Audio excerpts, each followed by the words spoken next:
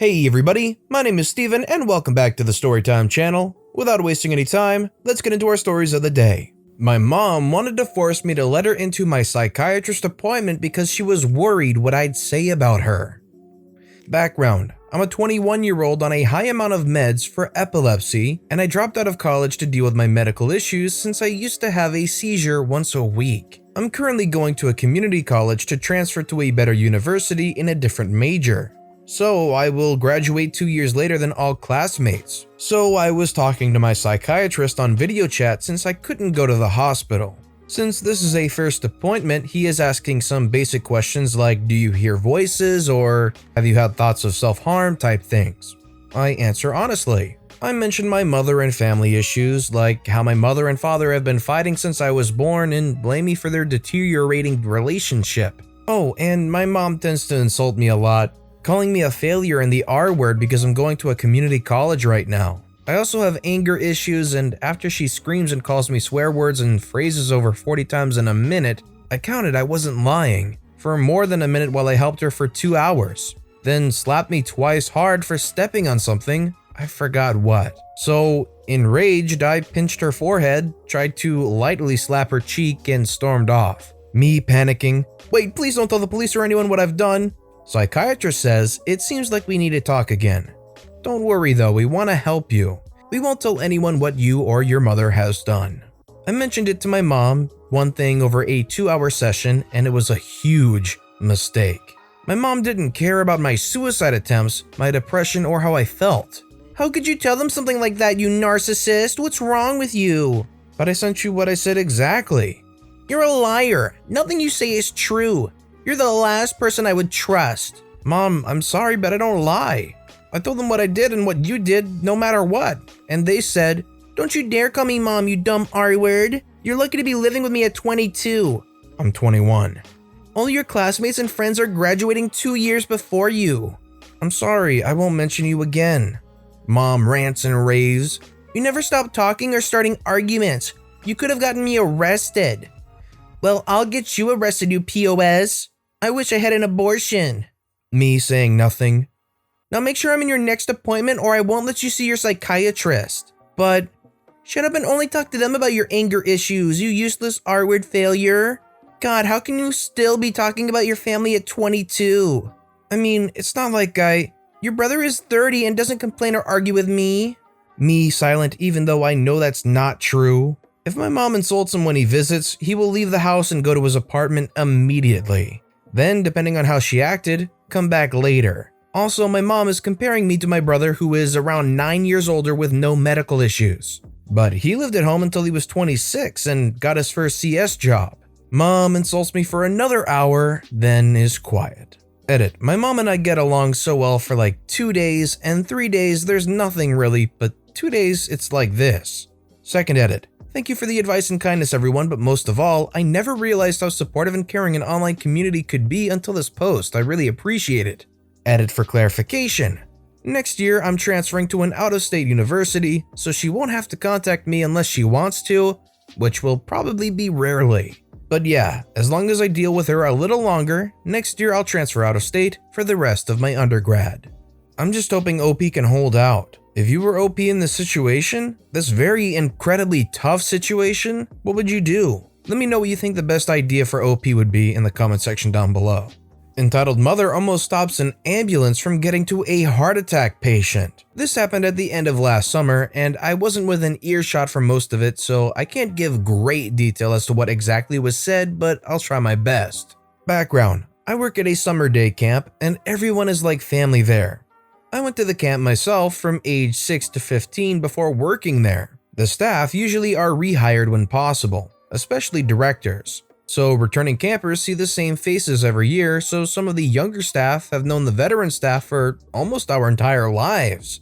That's why it is very common for the camp counselors to have been campers once themselves like me. This is important to remember as those involved in the story include both 2 veteran staff and multiple former campers, now counselors, including me. Okay, now to the story. It is the very last day of camp for the summer. All of the campers have said their goodbyes and have left on their respective buses. The only people left are the staff and the kids who are in the aftercare program for kids whose parents either work late or they need to be picked up from the camp directly. There is almost no parking, not enough for staff, so they bus the kids in every day. The staff wrap up their last staff meeting for the season, and we all make our way to the front of the camp. One of the counselors, who I think was 2 years older than me, Carter, ran up ahead because the lunch lady, Chris, was about to leave and wanted to say goodbye. As we were rounding the corner, we hear Carter call out for Chris, and she is laying on the ground. Everyone is ushered into the bus that was going to take us to where the staff parking was, while one of the directors calls the ambulance. Carter is in tears. He was especially close to Chris, not to mention that this is the second veteran staff member to be hospitalized that summer. He tells us that he had just said goodbye and turned to walk away. When he glanced back, she was on the ground and not responding. Chris was a bit of a bigger woman, so everyone was worried about if the CPR would be successful, since the only people there were very small build. Thankfully, another vet staff arrived and he was able to take over CPR, which we later discovered, if it wasn't for him, she would have died. So the ambulance is on the way, but the problem was that the road the camp is on is a major road in our city, and it was right during afternoon traffic rush. Not to mention the street was having construction done, which turned it into a 2-lane street. Then a small car pulls up, and it is a mom looking to pick up her kid. One of the staff is quick to tell her to pull off to the side. The driveway is very narrow and can barely fit one bus at a time. She is understanding and gets out of the way. She even gets out and tries to talk to the staff who are waiting on the bus. I believe she even tried calming some of us down. One of the directors drove a golf cart to go and get her kid, so she waited there with us. Enter entitled parent. I am not 100% sure if she was a Karen or just someone who was a bit dense, but she still nearly caused a woman to lose her life. This big black SUV pulls up and already she sees that something is off. Being the intelligent person she is, she stops her vehicle in the middle of the driveway and asks what's going on.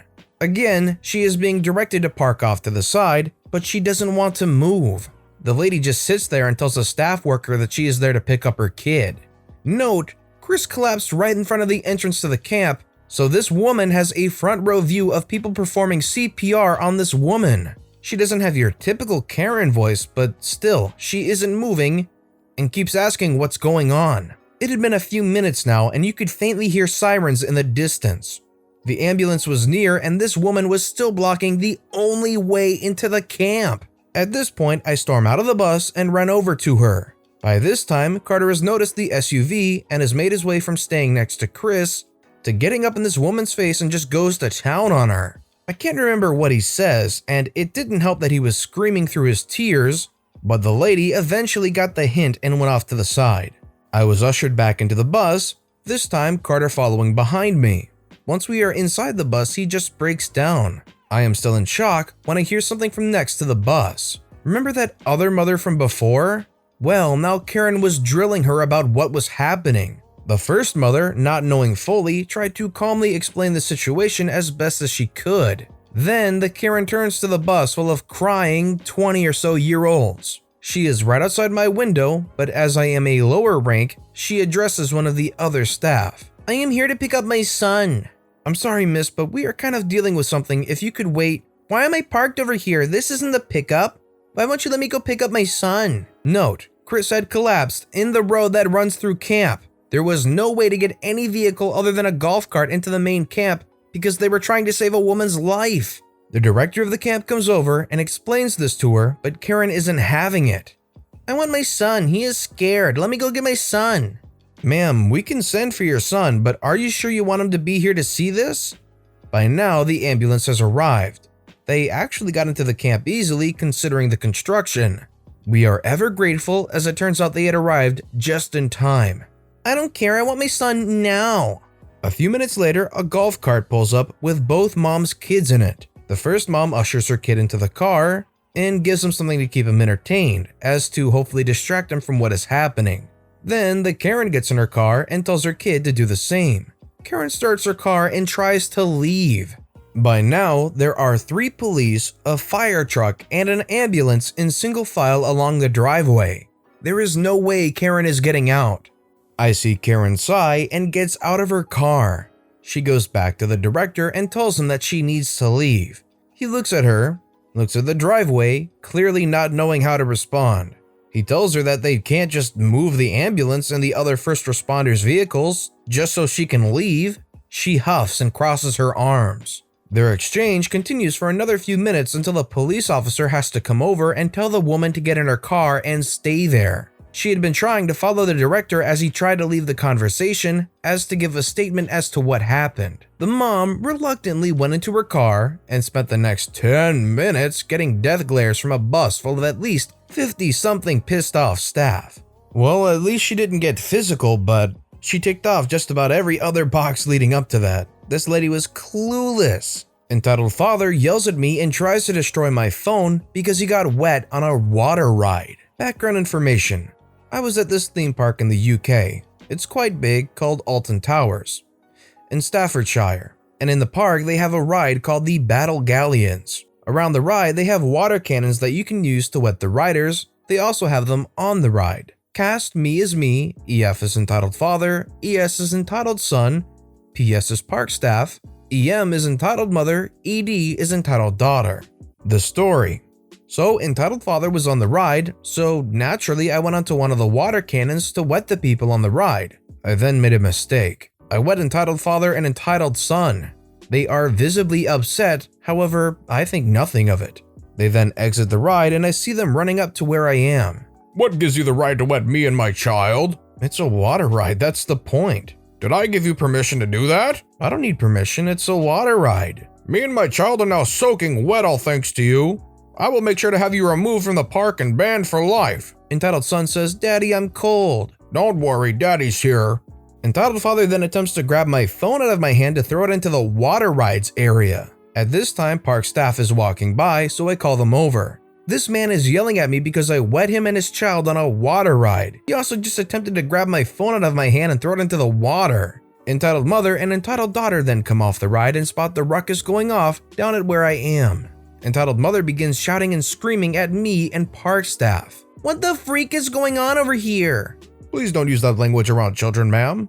This boy wet me and entitled son. Why the freak would you do that? They're just trying to enjoy their day out. It's a water ride. Entitled daughter then tries to snatch my phone, just like entitled father. Park staff says, I think we've seen enough here. Enjoy your day. Park staff then escorts entitled father, son, daughter, and mother to the park exit, and I get on with my day like nothing happened, with my phone safely with me. If you're at a water park and you don't want to get wet, don't go on the water rides. Don't go on a ride that has specific cannons set up to wet people on the ride. Also, I hate how petty they are, just trying to go straight for the phone, trying to get some kind of payback. Oh, you got me wet on a ride. I want to try to damage something worth hundreds of dollars that you own. How dare you pay my son more than you make per hour to do yard work for literally 5 minutes after he asked you if you had any work he could do? So today, I got home after biking and rock hunting on the river. It had been a great day. As soon as I parked in my driveway, there was someone at my car door. It was a local neighborhood boy. We will call him T. He was with his friend, who introduced himself as Lil J. They asked if I had any yard work they could do. I had paid T to do a few things before. $12 an hour yard work. He is like 10 years old. He seems like a good kid. As it turns out, we just put our house on the market yesterday. We got a full asking price offer the same day. Yay! So I had just done a ton of work. Our yard was immaculate. I told the boys this. Then I told them I had one tiny job they could do, but I only had $250 total in cash and it was a quick job. I told them I needed them to spread one extra single bale of pine straw over a flower bed I had made the previous day. It was a 15-minute job max. Lil J immediately piped up and said, "Man, don't you think you could give us $5 a piece?" I said, "No, you get $1.25 and that's plenty for such a small job. If you guys don't want the job, I'll just do it myself real quick. That's literally all the money I have and the only possible job you could do for me." They grumbled a little, but quickly accepted the job. It took them literally 5 minutes. I went out, checked the work, paid them and shook hands, and they were off. I felt good about it. I didn't really have anything at all I needed them to do. I just had a tiny bit of cash and a tiny job they could have done. So I figured, what the heck? I like employing neighborhood kids. It promotes a good work ethic. 5 minutes later, enter entitled parent. T's mom knocks on the door angrily. As soon as I open the door, she aggressively says, "Did you just pay my son to do yard work for you?" I said yes. "Well, don't you think my son is worth more than $1.25? I retorted, "Well, ma'am, I don't think your son has a monetary value, but the 5-minute job he did was certainly only worth $1.25. I myself only make a barely livable wage of $12.50 an hour. $1.25 for 5 minutes of work is equal to $15 an hour. I'm not sure what you want me to say. I paid him more per hour than I make and he was done in 5 minutes. That's all the work and all the cash I had." Then she screamed, "Well, my son is worth more than $1. Next time just tell him you don't have any work for him to do at all," and stormed off, cursing me up and down, making a scene all the way down my driveway, across the street, and into her house. I just watched her fume back, trying to hold back from bursting out laughing, closed the door, and went on with my night. It was a peculiar experience. Thank goodness we are moving in a month. I thought y'all might appreciate the story. I get that she felt like they deserved more money, but it was a 5-minute job. That's all they had. I think OP should have gone ahead and just let that laugh out anyways. But with that being said, that's all the stories we have for today. So what I want to know is which of these stories that I've read to you today are your personal favorite and why? Let me know which of these stories in the comment section down below. And thank you all so very much for watching the Storytime channel. If you haven't yet, please consider subscribing and don't forget to turn notifications on so you'll never miss an upcoming video. Thank you all again for watching and listening to the Storytime channel.